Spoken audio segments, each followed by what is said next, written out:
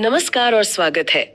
आज हमारे पास जो दस्तावेज है वे एकलव्य मॉडल आवासीय विद्यालय यानी EMRS में एक जूनियर सचिवालय सहायक या JSA की भूमिका पर है। ये एक बहुत ही दिलचस्प भूमिका है। अक्सर जब हम स्कूल के बारे में सोचते हैं तो हमारे दिमाग में बस शिक्षक, प्रिंसिपल और छात्र आते हैं। बिल्कुल। लेकिन पर्दे के पीछे एक पूरी मशीनरी होती है जो स्कूल को असल में चलाती है। बिल्कुल। और ये दस्तावेज हमें उस मशीनरी के एक बहुत ही जरूरी पुर्जे को समझने का मौका देते हैं। हाँ, और हमारा मकसद भी यही है कि ये पद सिर्फ एक डेस्क जॉब से कहीं बढ़कर क्या है। इन स्रोतों को देखकर तो ऐसा लग रहा है कि एक JSA के काम में जमीन आसमान का फर्क है। मतलब सुबह कुछ और, शाम को कुछ और। हाँ, सुबह शायद कोई पत्र टाइप कर रही हूँ और दोपहर में स्कूल के लिए आने वाले सामान की क्वालिटी जांच रही हूँ। तो चलिए इस भूमिका की गहराइयों में उतरते हैं। अच्छा, तो सबसे पहले कुछ बुनियादी जिम्मेदारियों की बात करते हैं। टाइपिंग, फाइलिंग, रिकॉर्ड रखना। ईमानदारी से कहूँ तो ये थोड़ा उबाऊ लगता है ना? हाँ, मतलब आज के डिजिटल जमाने में भी ये इतना जरूरी है जब सब कुछ तो क्लाउड पर है। ये एक बहुत अच्छा सवाल है और इसका जवाब है हाँ, शायद पहले से भी ज्यादा। सोचिए, EMRS अक्सर दूर दराज के आदिवासी इलाकों में होते हैं जहाँ इंटरनेट की कनेक्टिविटी एक मसला हो सकती है। बिल्कुल। तो ऐसी स्थिति में जो भौतिक रिकॉर्ड है, मतलब जो कागज पर फाइलें मौजूद हैं, वो कानूनी और प्रशासनिक कामों के लिए सोने की तरह कीमती हो जाती हैं। तो ये सिर्फ एक पुरानी जमाने का तरीका नहीं बल्कि एक तरह का बैकअप भी है। बैकअप से भी कहीं ज्यादा। इसे संस्था की स्मृति या इंस्टीट्यूशनल मेमोरी कहते हैं। कौन सा फैसला कब लिया गया, किस छात्र का रिकॉर्ड क्या है, सरकार से क्या बात हुई, सब कुछ इन्हीं फाइलों में बंद होता है। हाँ, अगर ये फाइलें ठीक से व्यवस्थित नहीं है तो वो स्मृति खो जाती है। फिर जरूरी जानकारी सही समय पर नहीं मिलती और बड़े फैसले लेने में दिक्कत आ सकती है। ये फाइलें एक संस्था की कहानी कहती हैं और इसी से जुड़ा है डायरी और डिस्पैच। ये सुनने में तो बस डाक संभालने जैसा लगता है, पर ये उससे कहीं ज्यादा जटिल है। डायरी का मतलब है स्कूल में आने वाले हर एक दस्तावेज को रजिस्टर में दर्ज करना। अच्छा। वो कब आया, किससे आया और उसे किसे भेजा गया। और डिस्पैच मतलब स्कूल से बाहर जाने वाले हर पत्र का रिकॉर्ड रखना। ये स्कूल के कम्युनिकेशन का एक तरह से सेंट्रल नर्वस सिस्टम है। मतलब कुछ भी गुम नहीं हो सकता। कोशिश यही रहती है। ये पारदर्शिता की पहली सीढ़ी है। ठीक है, तो अब तक जो भी हमने देखा वो एक व्यवस्थित ऑफिस के काम जैसा है, लेकिन अब जो मैं इन दस्तावेजों में देख रही हूँ वो इस भूमिका को पूरी तरह बदल देता है। स्टोर का रख रखाव, ये तो एक क्लर्क के काम से बहुत बड़ी जिम्मेदारी लगती है। बिल्कुल सही शब्द इस्तेमाल किया आपने। यहीं पर यह भूमिका एक सामान्य क्लर्क के काम से बहुत ऊपर उठ जाती है। हाँ। बात सिर्फ सूचना के प्रबंधन की नहीं बल्कि भौतिक संपत्ति मतलब असल चीजों के प्रबंधन की हो रही है। और इसमें मेस का स्टोर भी शामिल है जिसका सीधा ताल्लुक सैकड़ों बच्चों के खाने और सेहत से है। और रख रखाव का मतलब सिर्फ साफ सफाई तो नहीं होगा? बिल्कुल नहीं। इसका मतलब है लॉजिस्टिक्स। ये पक्का करना कि सामान सही तरीके से रखा है, जो चीजें जल्दी खराब हो सकती हैं उनका पहले इस्तेमाल हो, सुरक्षा के इंतजाम हो। जरा सोचिए, मेस के स्टोर में थोड़ी सी भी लापरवाही का मतलब है बच्चों के स्वास्थ्य से खिलवाड़।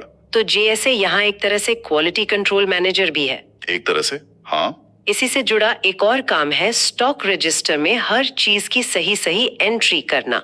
ये तो बहुत ज्यादा बारीकी का काम लगता होगा। ये सिर्फ गिनती नहीं है, ये एक तरह से स्कूल की रिसोर्स इंटेलिजेंस है। रिसोर्स इंटेलिजेंस, ये क्या होता है? एक अच्छी तरह से मेंटेन किया गया स्टॉक रजिस्टर सिर्फ ये नहीं बताता कि दाल खत्म हो रही है, वो भविष्य के पैटर्न भी बता सकता है। जैसे क्या परीक्षा के समय छात्र ज्यादा चाय पीते हैं, क्या सर्दियों में घी की खपत बढ़ जाती है। अच्छा। तो जैसे कि ये रिकॉर्ड्स अगर सही से विश्लेषण किए जाएं तो बजट को और सटीक बनाने और बर्बादी को कम करने में बहुत मदद कर सकते हैं। वाह, मतलब अगर मेस में अचानक दाल खत्म हो जाए तो इसका मतलब सिर्फ ये नहीं कि दाल खत्म हो गई, बल्कि ये बताता है कि कहीं ना कहीं रिसोर्स इंटेलिजेंस में चूक हुई है। बिल्कुल। एक अच्छा JSA ऐसी नौबत आने ही नहीं देगा। वो स्टॉक के लेवल पर नजर रखेगा और समय रहते ही जरूरत की सूचना दे देगा। वो सिर्फ समस्या नहीं देखता, वो समस्या आने से पहले उसका अंदाजा लगा लेता है। लेकिन हिसाब किताब तो उन चीजों का होता है जो पहले से हैं, पर जब स्कूल को कुछ नया चाहिए, जाहिर है वे सीधे बाजार जाकर तो खरीद नहीं सकते। यहीं से शायद खरीद की प्रक्रिया शुरू होती है। आपने बिल्कुल सही पकड़ा। जेएसए की भूमिका यहीं से और भी अहम हो जाती है। वे पूरी सप्लाई चेन की शुरुआत करते हैं। सप्लाई चेन की शुरुआत। हाँ, दस्तावेज कहते हैं कि उन्हें स्कूल, हॉस्टल, मेस और स्टाफ क्वार्टर के लिए जरूरी उपभोज्य मतलब कंज्यूमेबल और गैर उपयोगी नॉन कंज्यूमेबल, हाँ, उन चीजों के लिए मांग पत्र यानी इंडेंट्स तैयार करने होते हैं।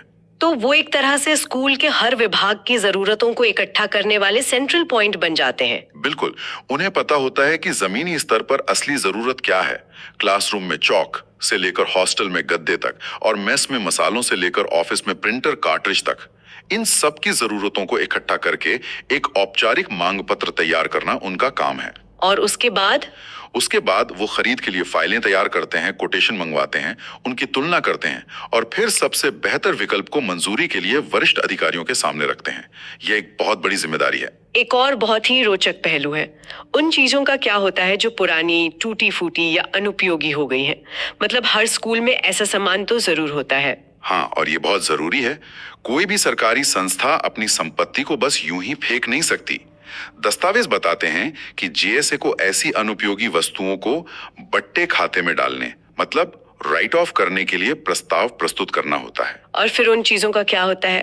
क्या उन्हें बस किसी कबाड़ा वाले कमरे में फेंक दिया जाता है? नहीं, अगला कदम है, जैसा कि स्रोत में बताया गया है, इन चीजों के निपटान यानी डिस्पोजल के लिए भी प्रस्ताव देना होता है, जैसे कि नीलामी के जरिए। अच्छा, तो नीलामी होती है। हाँ, इससे संस्था को कुछ पैसा भी वापस मिल सकता है और जगह भी खाली होती है।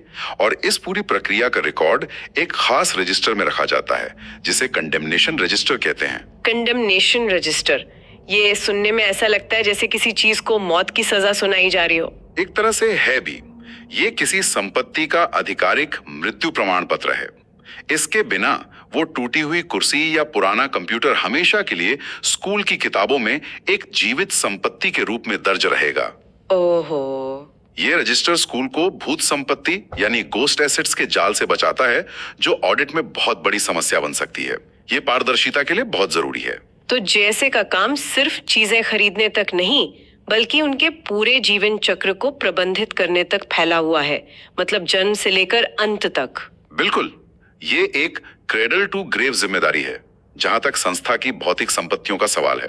चलिए अब उस पल की बात करते हैं जब नया सामान ट्रक में भरकर स्कूल के गेट पर आता है। यहाँ जेएसए की भूमिका एक गेटकीपर की तरह हो जाती है। यह पूरी खरीद प्रक्रिया का शायद सबसे अहम मोड़ है। यहीं पर क्वालिटी सुनिश्चित की जाती है। अगर यहाँ कोई चूक हो गई तो सारी मेहनत बेकार। हाँ, अच्छी योजना और सही कागजी कार्रवाई का भी कोई मतलब नहीं रह जाता। मुझे एक स्कूल की घटना याद आ रही है जहाँ किसी ने गलत साइज के डेस्क ऑर्डर कर दिए थे और फिर पूरे साल बच्चे उन पर झुककर लिखते रहे। एक छोटी सी चूक का असर कितना बड़ा हो सकता है। आपने बहुत अच्छा उदाहरण दिया, इसीलिए ये गेटकीपर वाली भूमिका इतनी जरूरी है। स्रोत के अनुसार डिलीवरी लेते समय जेएसए को यह पक्का करना होता है कि सामान सही ढंग से गिना, मापा या तौला गया है, मात्रा सही है, गुणवत्ता अच्छी है और सबसे जरूरी कि सामान स्वीकृत विनिर्देशों के अनुसार है। बिल्कुल, तो ये सिर्फ बॉक्स गिनना नहीं है, ये असल में स्पेसिफिकेशन शीट से मिलान करना है कि जो कंप्यूटर मंगाया था उसमें वही प्रोसेसर है या नहीं, या जो आटा आया है वो उसी क्वालिटी का है या नहीं। समझ गई। ये गलत या खराब गुणवत्ता वाली आपूर्ति के खिलाफ पहली रक्षा पंक्ति है। और इस प्रक्रिया को और पुख्ता करने के लिए साल में एक बार भौतिक सत्यापन समिति यानी फिजिकल वेरिफिकेशन कमेटी द्वारा स्टोर का भौतिक सत्यापन करवाना भी जेएसए की जिम्मेदारी है। एक ऑडिट जैसा है। एक समिति जिसमें जेएसए के अलावा दूसरे अधिकारी भी होते हैं, साल में एक बार पूरे स्टोर की हर एक चीज की गिनती करती है और उसका मिलान स्टॉक रजिस्टर के रिकॉर्ड से करती है। तो इससे सब कुछ पारदर्शी रहता है। हाँ, इससे पता चलता है कि रिकॉर्ड कितने सही हैं, कोई चीज गायब तो नहीं है या कोई गड़बड़ी तो नहीं हुई है। ये जेएसए के काम की भी जांच करता है और पूरी प्रक्रिया में जवाबदेही की एक और परत जोड़ता है। ये तो बहुत ही मजबूत व्यवस्था लगती है। अब हम इस सूची के अंतिम बिंदु पर आते हैं, जो शायद सबसे दिलचस्प है। इसमें लिखा है अकाउंटेंट वाइस प्रिंसिपल द्वारा सौंपा गया कोई अन्य कर्तव्य। ये तो एक तरह का ब्लैंक चेक लगता है। आप इसे ब्लैंक चेक कह सकती हैं या इस भूमिका के लचीलेपन का सबूत। ये एक तरह का कैच ऑल क्लॉज है जो बताता है कि जेएसए स्कूल के प्रशासनिक ढांचे का एक अभिन्न अंग है। मतलब कुछ भी काम आ सकता है। हाँ, स्कूल एक गतिशील माहौल है जहां हर दिन नई चुनौतियां आती हैं। हो सकता है किसी कार्यक्रम के आयोजन में मदद करनी हो या किसी जरूरी रिपोर्ट को तैयार करने में सहायता करनी हो। यह बिंदु सुनिश्चित करता है कि जेएसए सिर्फ अपने तय काम ही नहीं करता, बल्कि जरूरत के हिसाब से पूरी टीम की मदद के लिए तैयार रहता है। तो इसका कुल मतलब क्या है? इन दस्तावेजों से ये तो साफ है कि ईएमआरएस में एक जूनियर सचिवालय सहायक की भूमिका को सिर्फ क्लर्क कहना एक बहुत बड़ा अधूरा सच होगा। बिल्कुल, यह एक बहुआयामी पद है। यह सिर्फ फाइलें संभालना या टाइपिंग करना नहीं है। इसमें प्रशासन, लॉजिस्टिक्स, इन्वेंट्री मैनेजमेंट, खरीद प्रक्रिया और वित्तीय जवाबदेही जैसे कई जरूरी पहलू शामिल हैं। हाँ, जेएसए एक तरह से स्कूल के ऑपरेशंस का वो धागा है जो सब कुछ एक साथ पिरो कर रखता है। हमने देखा कि वे कैसे रिकॉर्ड रखने से लेकर सामान खरीदने, उसकी गुणवत्ता जांचने और फिर पुरानी चीजों को उनकी अंतिम विदाई देने तक की पूरी प्रक्रिया में शामिल होते हैं। सही कहा। इस अंदर बैठे व्यक्ति की कार्यकुशलता का सीधा असर पूरे आवासीय विद्यालय के संचालन और वहां रहने वाले छात्रों और कर्मचारियों के जीवन की गुणवत्ता पर पड़ता है। अगर स्टोर का प्रबंधन अच्छा है तो मेस में अच्छा खाना मिलेगा, क्लासरूम में जरूरी सामान होगा और हॉस्टल में सुविधाएं होंगी। बिल्कुल, वे पर्दे के पीछे के वो नायक हैं जो सुनिश्चित करते हैं कि शिक्षा का मुख्य काम बिना किसी रुकावट के चलता रहे। और सुनने वालों के लिए एक विचार छोड़कर जा रहे हैं। सोर्स में बताया गया है कि जेएसए को अकाउंटेंट, वाइस प्रिंसिपल और प्रिंसिपल तीनों ही काम सौंप सकते हैं। ये सोचने वाली बात है कि एक जेएसए को इन 3 अलग अलग वरिष्ठों से मिलने वाले कामों के बीच अपनी प्राथमिकताओं को कैसे संतुलित करना पड़ता होगा, खासकर तब जब किसी एक का जरूरी काम दूसरे के जरूरी काम से टकरा सकता हो। ये मल्टीटास्किंग और टाइम मैनेजमेंट का एक रोजाना का इम्तिहान है।